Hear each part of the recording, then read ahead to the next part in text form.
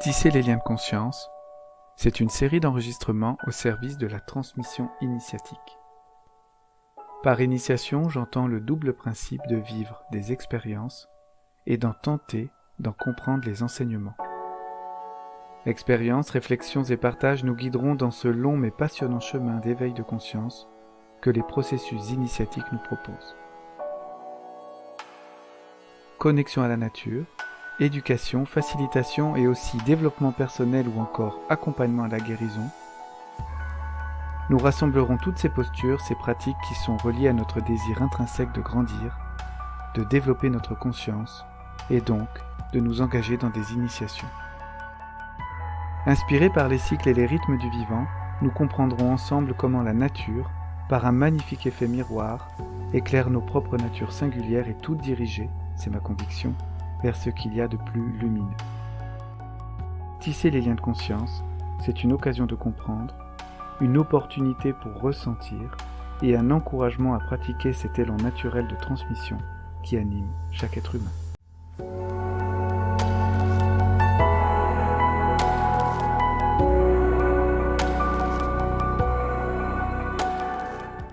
Nous voici à nouveau ensemble pour la troisième et dernière partie de ce premier épisode dédié au feu comme compagnon des processus initiatiques. Je partage cet enregistrement avec Thomas Lacerenza qui, lui aussi, aime évoquer les liens tout particuliers avec la braise, la flamme, et en particulier l'allumage du feu en conscience. Après avoir fait connaissance avec Thomas et les principes de précaution de base pour amener la flamme auprès des groupes que nous accompagnons dans la première partie, nous avons dans une seconde partie abordé les différentes étapes, les différents cheminements que l'on peut proposer pour amener pas à pas toute cette dimension de conscience autour de l'allumage du feu ou tout simplement de sa présence.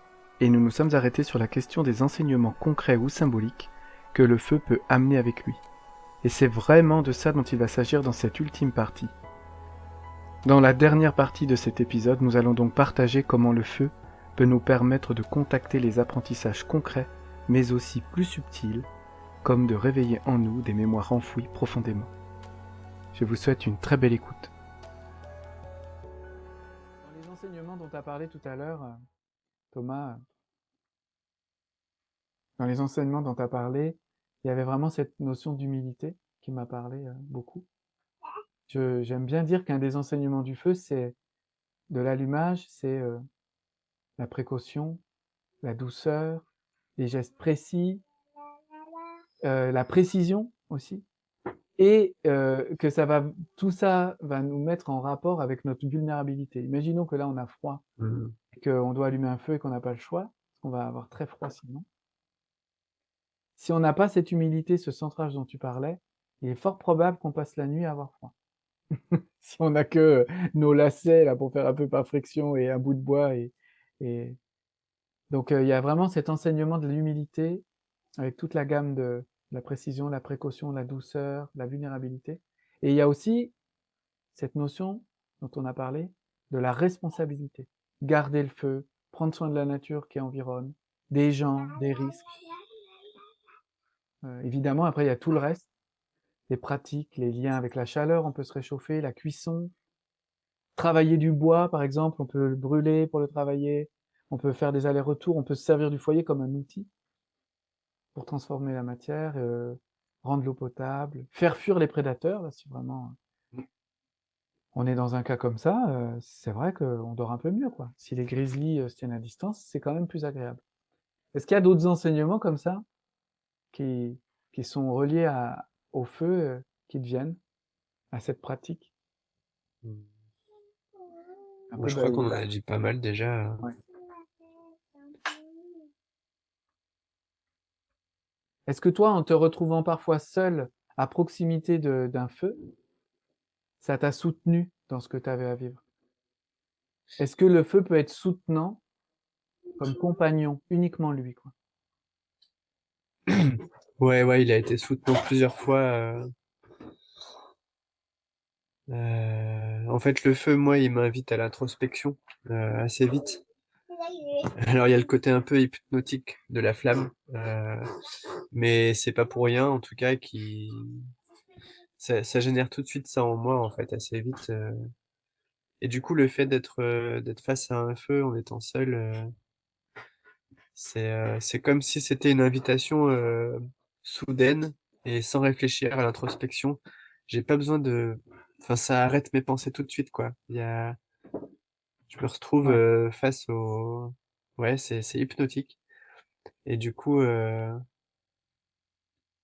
c'est, ça m'amène une posture méditative, mais de fait, enfin, voilà, en le regardant. Et l'autre enseignement aussi qui me vient, il y a le côté, il y a le côté solo qui peut m'amener cet enseignement-là, donc plutôt introspectif. Et puis il y a aussi le côté quand je suis en groupe, quand on est en groupe autour du feu, il y a ce côté, ça fait vivre les liens en fait. Là, je viens de vivre une expérience assez marquante. Je vis en collectif et du coup, on voulait faire une célébration et on n'a pas pu, il pleuvait, voilà, le bois était trempé. Et en fait, tout le monde dans nos cœurs, on attendait le feu et les enfants aussi. Et en fait, ça fait 3 jours ou 4 jours que les enfants nous disent, mais quand est-ce qu'on fait le feu? Et du coup, il y a cet enseignement de se rassembler, quoi. Il y a Ouais. vraiment ce truc où on a fini dedans, on s'est fait un feu dans le foyer du poêle, mais c'est pas pareil. Et il n'y avait pas ce rassemblement autour, Mmh. euh, comme on peut le faire en extérieur. Et du coup, pour moi, il y a vraiment se mettre en lien autour du foyer qui est vraiment présent quand on fait un feu. Mm. Ouais, carrément. Ce qui m'est venu en t'écoutant, aussi dans notre rapport qu'on peut avoir, même si on est plusieurs, tu sais, des fois, quand il y a des temps de silence et qu'il y a que le feu qui chante et ou qu'on soit seul, on le feu peut être un compagnon, un soutien, parce que j'ai le sentiment, en tout cas pour l'avoir vécu, alors plutôt, je suis plutôt quelqu'un de très terre à terre à la base, hein, donc de lui poser des questions ou de se dire je vais poser des questions, euh, et peut-être que la flamme va m'aider, en fait, va me soutenir, ou de purifier. C'est vraiment, là on enregistre ce moment avec Thomas, on est en plein milieu d'automne, c'est vraiment le feu est vraiment relié à cette saison. Euh, Par exemple à la Saint-Michel, là, démarrage de l'automne, on peut brûler, enfin ça se fait, on fait une offrande au feu et à toutes les énergies, des archanges, voilà, selon nos croyances, comme pour nous débarrasser de choses. Et le feu, lui, va brûler ça et transformer ça, comme un purificateur. C'est un élément, un des 4 éléments, un des 5 éléments, on peut dire même, qui est vraiment le compagnon d'enseignement. C'est vraiment l'alter ego, le feu qui nous relie à notre feu intérieur. C'est le feu qui nous relie à nos plus vieilles mémoires, à notre fragilité avant qu'on l'utilise. Quand on n'avait pas le feu, là, j'imagine, des fois, ça me fait... Je me dis, quel stress, et ça a duré des milliards d'années, en fait. Pas des milliards d'années, Ouais, peut-être pas des milliards, des c'est milliers c'est bien d'années, dit. parce que des millions d'années, des milliards, on n'était peut-être pas là. Des millions d'années, avant qu'on l'utilise, avant qu'on soit en compagnonnage avec lui, eh bien, il y a le matin, et des gens, ils disparaissaient, quoi, ils n'étaient plus là. Mangés par quelque chose, ou meurent de froid. Ça a vraiment changé notre existence, en fait. Et évidemment, tout ce que tu nous partages, les partages d'histoire, les prises de recul, vraiment pour moi, c'est l'élément relié à la conscience. On prend du recul, on peut partager nos histoires, on peut partager des enseignements autour du feu. Imagine les vieux ancêtres là, les anciens là qui bougeaient plus, tu sais, qui étaient pris parce que physiquement ils pouvaient plus aller faire de la cueillette ou de la chasse. Ils attendaient à côté du feu et quand ils revenaient, on racontait les histoires de nos aventures, mais eux ils pouvaient raconter des histoires qu'on leur avait raconté et ils transmettaient comme ça. Parce qu'on avait le feu, hein. Quand on était caché dans la forêt, dans un arbre, on transmettait rien, on se cachait, on ne bougeait plus, quoi. Et on attendait que le jour se lève pour après se mettre en action pour aller chercher à manger, de l'eau, etc. On n'avait pas trop le temps de prendre conscience. Donc il y a vraiment ce côté soutenant-là qui est présent dans sa symbolique un peu. Mm. Et puis dans ce que tu nous as dit, j'ai trouvé ça beau, j'ai noté le feu attise les liens Mm. entre les gens. ce côté partage d'histoire, là, qui est tellement important. Qu'on puisse se Bien sûr. partager nos histoires autour du feu. On le voit tous, quoi. Il y a quelqu'un qui sort une guitare, là, autour d'un feu, c'est comme un classique. Et on se met tous à chanter. Mais est-ce qu'on fait ça autour d'une table, là, de Mm. repas? Est-ce que là, on est autour d'une table en train de manger, d'un seul coup, quelqu'un sort une guitare? Est-ce que tout le monde va être dans la même énergie? Je suis pas sûr. Alors qu'autour du feu, il y a moyen que ça se transmette bien, quoi. Il a un petit côté facilitant. Ouais, Il y a vraiment ouais, tout, ouais, tout le lexique qu'on utilise, le foyer, l'endroit où on met le feu, c'est aussi l'endroit de la maison, quoi. Mm. Tu allais dire quelque chose? Ouais, on arrive à la symbolique, quoi. Tout ce qui se joue Ouais, autour de ce foyer, de cette flamme allumée. C'est tellement, pour moi, c'est tellement révélateur de nos foyers, de nos feux intérieurs. C'est le miroir du feu. C'est aussi en ça que de se retrouver seul face à un feu, comme je l'ai dit, c'est une introspection invitée parce que c'est le miroir de ma flamme, quoi. ouais, Et du coup, je me retrouve avec moi-même, avec un compagnon, certes, mais qui me fait écho. Et si je me sens pas très bien, qu'est-ce qui se passe? Enfin, voilà, il y a tout plein d'enseignements derrière. Et avec cette symbolique de le feu me miroite les états du moment. Et quand c'est en groupe, quand c'est vécu en groupe, bah c'est la même chose, mais à plusieurs. Donc, ouais, pour avoir vécu plein de feux, plein de soirées, plein de journées, avec un foyer, avec un feu allumé, et ben, le, le groupe est à l'image du feu. Souvent, on a eu des feux timides, on a eu des feux, voilà, très vivants, et en fait, ça change l'énergie du groupe aussi, quoi. Et le feu se transforme des fois au cours même du soirée où il a ouais, commencé tout doucement. Il y a plein de raisons dans la symbolique et dans la musique de pourquoi il a commencé comme ça. Et en fait, quand le groupe appelle à ce que le feu soit un peu plus fort ou soit un petit peu attisé, ben, hop, il est vivant avec nous en fait. Il y a vraiment ce truc de le feu est le miroir du groupe qui est autour de lui et ouais. inversement. Ça, ça, c'est vécu, ouais. Mm. Et il y a aussi, c'est le seul élément qui défie la gravité. Ouais, en plus. Parce qu'il part de la base et il va vers le ciel. Alors moi, j'aime bien l'entendre de deux façons. Ça défie la gravité terrestre, là, mais ça défie aussi la gravité de tous nos états. Quand on fait un feu, Mm. c'est comme si, en un clin d'œil, qu'on ait de la tristesse, de l'effervescence et compagnie, ça va comme ramener l'équilibre dont tu parlais. Il défie la gravité de nos états. Il a ce côté un peu tourné vers le ciel, là, donc il est profondément relié à quelque chose de spirituel, mais sans l'ancrage des arbres. Tu vois, les arbres, ils ont ça aussi. Ils vont vers le ciel, mais ils sont accrochés au sol. Le feu, non. Il peut apparaître à un endroit, disparaître et apparaître. Il a un petit côté comme ça, très Ouais. éthérique, très relié à qu'est-ce que je vais en faire, quoi. Qu'est-ce que je vais faire de ce qu'il va m'enseigner. Je crois avoir entendu une fois qu'en alchimie, dans le processus alchimique, le feu, c'est l'interprétation, c'est la force d'action qui va être au service de la conscience, qui va du coup donner naissance à qui nous sommes. Comme tu disais, la petite flamme intérieure qui se révèle à Papa Feu, quoi. Grand-père le feu, père le feu. En fonction de nos croyances, il n'a pas le même. C'est un frère, des fois c'est un grand-père. Ouais. Et il a aussi, pour moi, il a vraiment relié dans l'humanité, comme je disais tout à l'heure, avant qu'on ait le feu, on était dans la survie permanente. Et quand on a eu le feu un petit peu comme compagnon, on a pu quand même se poser dans un relatif confort. Évidemment, on n'est plus dans ce confort. On est loin du confort spartiate d'être juste autour d'un feu en plein hiver dans la toundra. Mais n'empêche que quand le feu est arrivé, on n'avait plus besoin d'aller s'enterrer là, dans une grotte ou je ne sais où. Et du coup, on a pu commencer, comme je disais tout à l'heure, à se raconter des histoires. Et la conscience de soi, de son rôle dans le groupe, voire la conscience du groupe, la culture, c'est comme si c'était la naissance de la culture aussi. On a pu commencer à rassembler des pans de toutes les histoires de nos ancêtres. Et ça nous a rassemblés culturellement. Je, j'ai la forte croyance que la culture, elle est reliée à la flamme. Et du coup, la transmission aussi. Puisque, La transmission, ouais, bien sûr, ouais. Moi aussi, ça fait sens, ouais. Quand tu dis ça, il y a,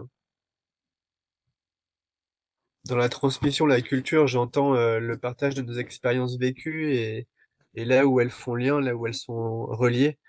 Et du coup, en ça naît la conscience culturelle, quoi. Ah, mais ouais, toi aussi, t'as vécu là-bas, t'as croisé ça, et on a mangé la même plante aujourd'hui, et ça va. Il y a toute cette transmission qui fait que ça crée aussi le contexte. On se raconte les histoires, nos savoirs, mhm, et c'est là qu'on va commencer justement à créer, à se permettre d'aller aussi imaginer le côté culturel, imaginaire, ouais, chanter, se détendre, dans le sens se détendre, oui, partir dans autre chose que la survie instantanée, la survie du moment, ouais. mais plutôt prendre le temps d'aller visiter nos rêves, se raconter tout ça en fait. C'est l'émergence de l'art, hein, le feu aussi. Et l'art, c'est vraiment laisser une trace qui montre qu'on a été vivant. Donc les peintures rupestres, les premiers dessins, les premières écritures, elles sont reliées à l'art. Elles sont reliées au feu, pardon. Au feu, ouais. Et les animaux qui n'ont pas accès au feu, c'est très soft au niveau artistique, ce qu'ils peuvent proposer.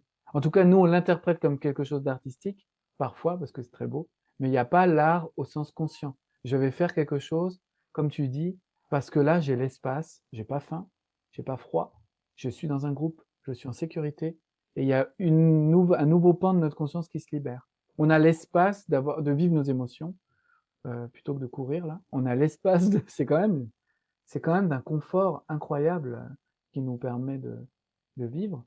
Et je voulais faire le lien avec le processus de transmission, quand on entend le mot transmission au sens éducatif. Le mot transmission, quand je le découpe, là, trans, c'est le chemin vers la mission de vie. Et le feu nous a vraiment permis à un moment donné de nous répartir consciemment les choses entre nous et comme de faire émerger nos missions de vie. Donc les gens qui sont un peu dans du développement personnel, qui ont envie de vraiment creuser en conscience ce pourquoi ils sont sur la planète là, face à tout ce qu'ils traversent, le feu c'est quand même évidemment tous les éléments ils ont leur rôle. Il a vraiment ce côté éducateur, quoi. Ce côté relié à l'éducateur. C'est vraiment différent. Quand on parlera de l'eau, on verra que c'est vraiment différent. Il a ce petit rapport miroir dont tu parlais. Et puis il nous met aussi face à notre pouvoir. Parce que là, le feu, c'est l'émergence de la modernité, donc il nous fait sortir de la survie. Et en même temps, on peut potentiellement dévaster le monde avec. Si on fait pas gaffe, quoi. J'imagine qu'il y en a deux, trois qui se sont brûlés et qui ont brûlé les forêts, là, au démarrage, hein. Donc c'est vraiment un élément qui soutient, qui nous met face à notre dualité, à cette dualité, de faire émerger notre pouvoir sans écraser les autres êtres vivants. C'est comme, c'est quand même c'est aussi tout la guerre, tout ça, c'est venu avec le feu, hein. Donc est-ce que il y avait des conflits peut-être territoriaux, très instinctifs, mais on se séparait. Là, quand on a le pouvoir de pouvoir fabriquer des armes et tout, c'est qu'on a le temps, quoi. On ne peut plus juste se jeter des cailloux parce on est tombé sur le même buisson plein de baies, quoi. Là, il y a comme c'est aussi l'endroit où on peut faire des stratégies. Donc, il y a tout un endroit là pour me connecter aussi à quelque chose d'une gratitude qu'on peut avoir pour le feu. C'est qu'il nous met face à notre responsabilité de choisir si on veut vivre son pouvoir pleinement sans écraser les autres ou, vaille que vaille, on est les champions, tant pis pour les autres.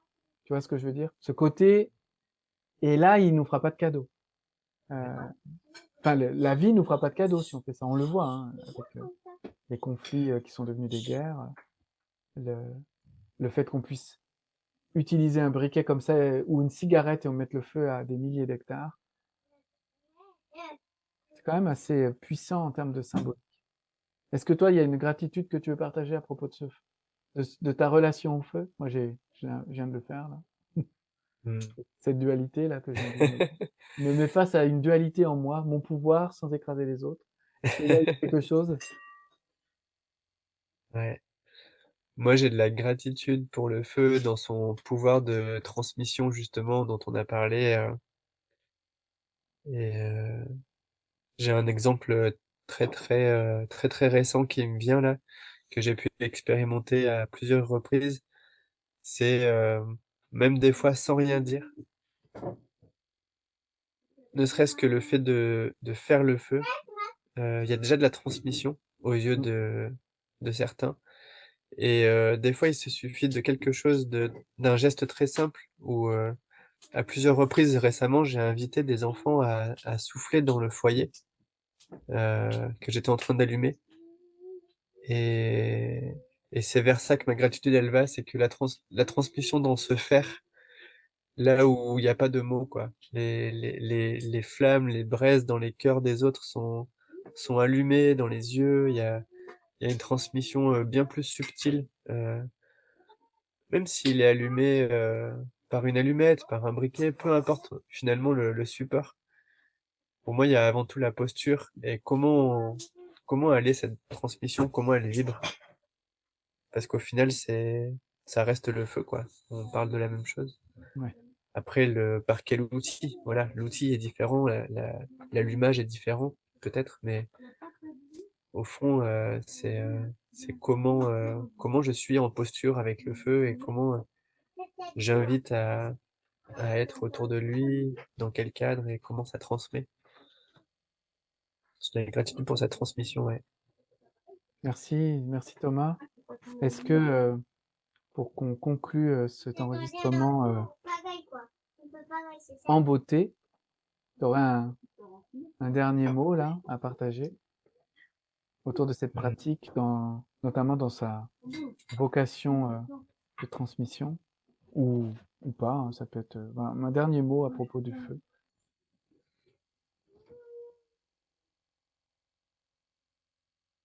Un dernier mot,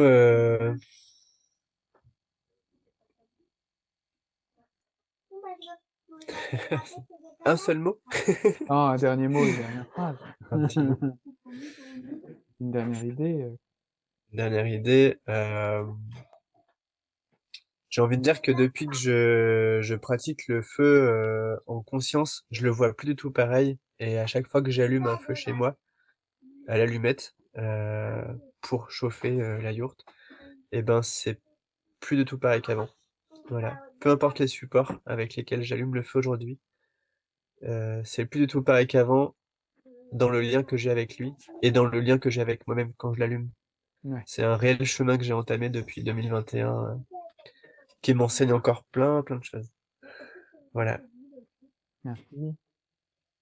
Bah, moi, mon dernier mot, je crois que je vais redire un peu le lien que je vois entre le feu, sa présence, la pratique de l'allumage, tout le contenant qu'il propose, et le processus initiatique, qui est vraiment de vivre une expérience et de prendre conscience. En tout cas, dans ma définition, là, pour que ça soit clair, le processus initiatique, c'est vivre une expérience et prendre conscience, c'est les deux. Il est vraiment relié, du coup, ce feu, à, au lien. Il est lié à ce phénomène de petite braise là. Comme là, je vais reprendre appui sur ton histoire, la braise de deux petites braises qui vont proposer l'union, qui vont être symboliquement rejoints, qui est dans le mariage dont tu parlais, ou la braise comme un bébé qui va grandir et devenir progressivement une flamme. Il y a vraiment un lien de développement euh, en soi, à l'intérieur de soi, qui est très connecté à tous les principes dont on a parlé, Mmh. relié à la flamme, et du coup qui, pour moi, est vraiment un allié de choix. C'est mon allié nul. C'est mon allié préféré dans le processus initiatique. Si je propose des contenants initiatiques et qu'il n'y a pas de flamme, c'est comme s'il manquait la moitié, quoi. Ça ne veut pas dire que tout le monde est obligé de passer par l'allumage, mais c'est important.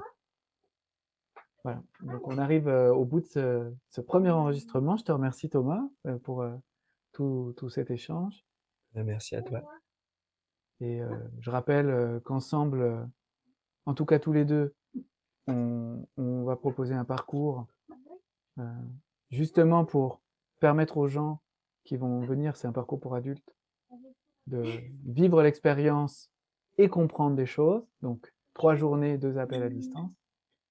En décembre, là, avec la clôture qu'on a calé au moment du solstice d'hiver. Un moment vraiment crucial pour nos petites flammes intérieures.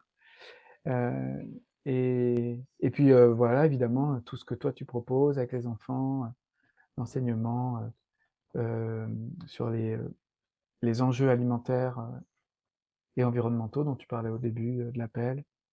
Si des gens ont envie d'entrer en lien avec toi, je m'autoriserai à leur transmettre ton email ou de quoi te joindre. À bientôt. Ça marche. À bientôt.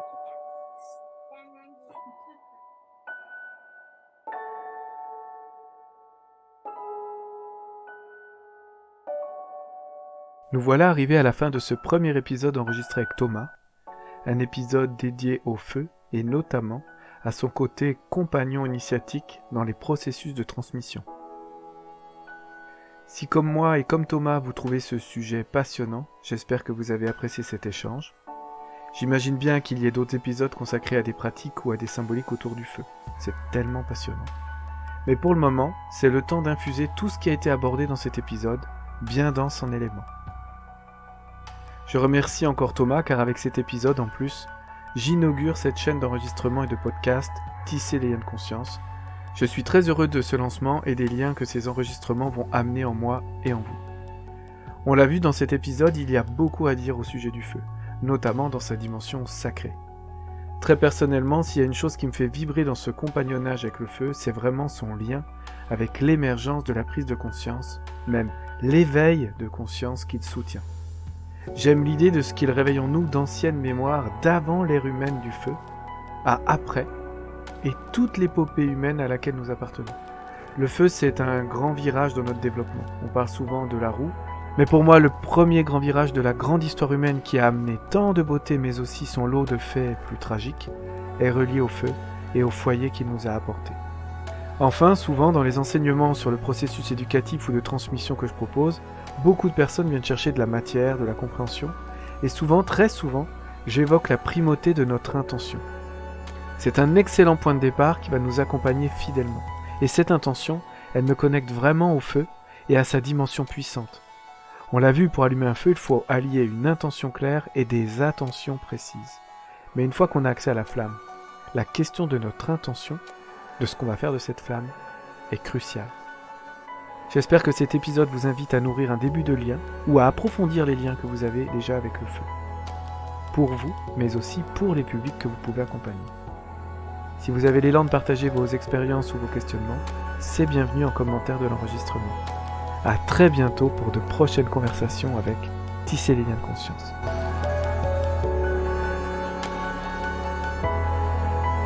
Un grand merci pour votre écoute de cet épisode de Tisser les liens de conscience. Vos commentaires, vos réactions sont les bienvenus.